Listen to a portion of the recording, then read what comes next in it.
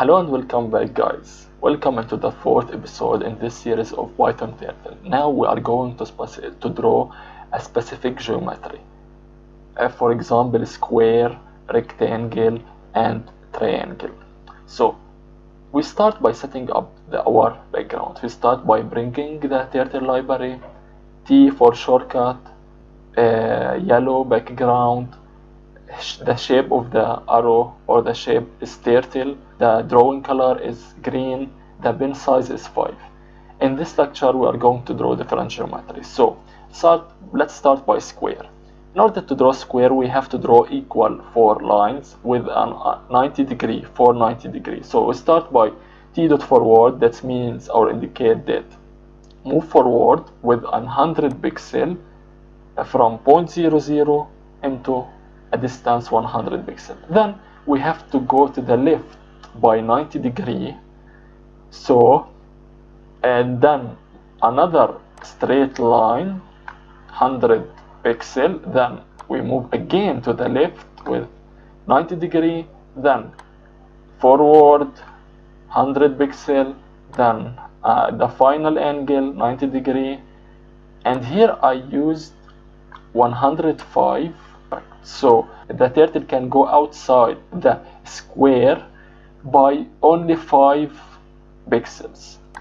Now the triangle. But before drawing the triangle we have to take a space. We can do that by changing the color of the line to the same color of the background. So t dot color yellow, then move it to the right by a distance. Make right angle 90 degree, then move it a distance 50 pixel. Then reuse the original color. So t dot color green, then draw the triangle. In order to draw the triangle, t dot forward 100 pixel, then right to the right, move to the right by 120 degree, then another 100 pixel forward, then another 120 degree, and forward 105 in order to have a bit space. Then finally, in order to draw a rectangle, make the same procedure.